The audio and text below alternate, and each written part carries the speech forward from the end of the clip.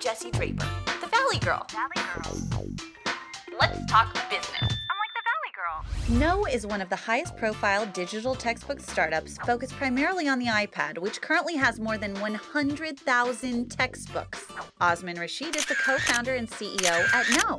I know. Here we are with Osman of No. So how are you doing? Doing great, yourself? Great. Welcome to the show. Thank you for having me. This is a very, very cool business you're running right now. Yes, it's exciting. Education is so hot right now. It's almost like 30 years of pent-up frustration of technology not doing anything in education is now bubbling up to the top. So what is No? So No is an education software company on a mission to change the way students learn. So today, we deliver interactive textbooks that a student can personalize and share what's important to them. So the whole notion is that instead of having the big bulky textbooks, you can now put all of them on tablets, and you just have a light little tablet with all your content, but it's highly interactive, easy to use, and actually a bit more intelligent. I remember when I was in maybe 6th grade or something, the news came to my school to weigh our backpacks. Yeah. And it was, my backpack weighed 60 pounds. Incredible. Yeah, so I have two girls who are 10 and 7. And my 10-year-old's backpack is 26 pounds. Oh my God. Yeah. Oh my gosh. Yeah, it's incredible, right? I mean, we were actually doing some fun math the other day that... Some fun math, as opposed to unfun math. Unfun math, exactly. So a student carries almost 8,000 pounds of textbooks during a year back and forth from school alone. Oh my God. So that's how much weight we're putting on their backbone. So no wonder by the time you're 60, you're beginning to curve a little bit. Because you spend all the time, gravity working on you all this time. Okay, how does it work? I pay $9.99 a month. So for K-12, you can buy a book for $9.99 and you can use it for a year. Typically, a student never wants to look at the book again after the year ends. Right. So that's what you do in K-12. But in higher education, we have a lot of textbooks. You know, typically they are 30 to 50% cheaper than the physical one. So you can get all the textbooks you want. You just go to no.com. You can search for your book.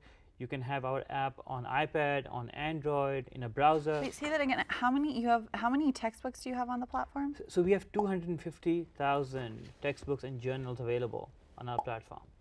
So we have, you know, one of the things we have done is we made it very easy for the publishers to get their content on our system. And what we do is we really take a physical textbook or actually a print PDF of that book, and in 12 minutes bring it in and make it interactive, and you can begin to use it. One thing students love is how we automatically make flashcards for them out of the book. I love they just that. Love it. They just love that. I've spent endless hours making those flashcards for just, you know, studying and everything. Yeah. And I love that they're more interactive. What are some of the ways they're interactive? So think of it like this, that if you are a student and you're studying about photosynthesis, right? Okay.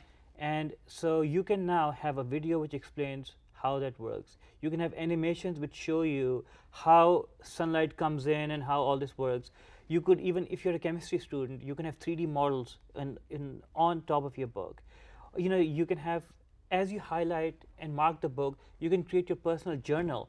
So when the time comes you have to go study, you don't have to go page by page and flip everyone to see what was important. Right. You only get to see what you actually marked as important. So it just makes it a lot easier to study. One of the biggest things students tell us, you know, you save us 90 minutes a week per textbook. Wow. Because we don't have to go page by page to figure out what was important. It's just all there for us. Having something like this when I was in school would have just been incredible because you know, everyone learns very differently, and so to be able to watch a video or, you know, use these flashcards just would have changed my life, I think. Absolutely. And the way we're trying to design the whole thing is even if your school hasn't gone digital, because, you know, they're going to take their time, they have to do studies, parents can go digital at home. So even if you have physical books in the classroom, just leave them in the locker, and all your content is at home, highly interactive, that you can use. Oh, and I think for $45 a year, you can take away most of the weight in the backpack. I think that's a good thing. Oh yeah, definitely. Yeah, I think that's so fantastic. When do you think education will be fully digital? It's going to take another 3 to 5 years minimum. 3 to 5 years minimum. That's actually quicker than I was thinking. Yeah, so one of the challenges is that some of the textbooks are just not available in the digital format because some teachers continue to use really old textbooks. Oh. If a school is using a book from 2005 because they didn't want to buy new ones, then that's not available in the digital format. Okay. So until some of the teachers begin to go to the newer edition of the book, then we can't do anything about it. We have the new edition, but they're using some of the older books, right? So that's one thing, but that's only a matter of time. So that's a challenge, actually. How do you kind of encourage the teachers to change? Here's how we think it's going to play out. The US government is saying in the next 4.5, 5 years, they want all schools to be digital. Right. So now it's coming from the government. And they're taking a cue from what's happening overseas, where national programs, one-to-one programs are taking place where they want to give every student a tablet from the government. So Turkey is doing a program, 15 million tablets to every student to be handed out over the next 3 years. Are you international? So yeah, so we are. Oh my gosh! Yes, so we are working on specific projects.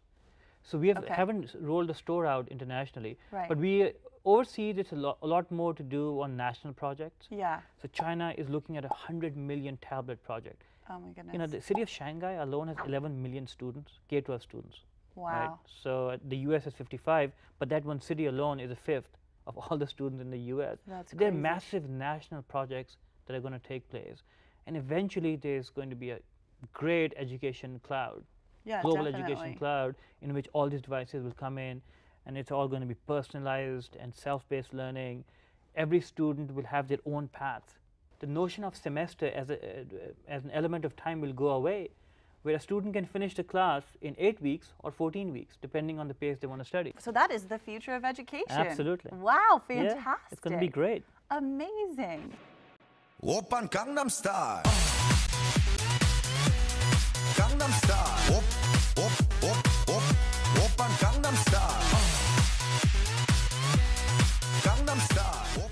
Now so you were formerly running Chegg. Right. What did Chegg do? Chegg allowed people to rent physical textbooks. Which is great. Which was great, and it just grew like wildfire. Yeah. It was so funny like that wildfire. Absolutely. I mean, so it was to the point where bookstore managers used to say, before we would see trends on campus to see how many Amazon boxes were coming on used books. Now they say, now we used to see orange boxes coming from everywhere because Chegg had a bright orange box in which the books would arrive. And it just helped really decrease the cost of education. So did you get the idea for No from Chegg, or just kind of like along the way? No was actually, it's interesting. It came one day, I was walking down the stairs in my house, and I saw my daughters doing their homework. And you know, sometimes you have this deja vu moment, you go, and you see the future or the past or something. You saw the future? I saw the past. I saw myself sitting doing the exact same thing 35, 37 years ago in Pakistan.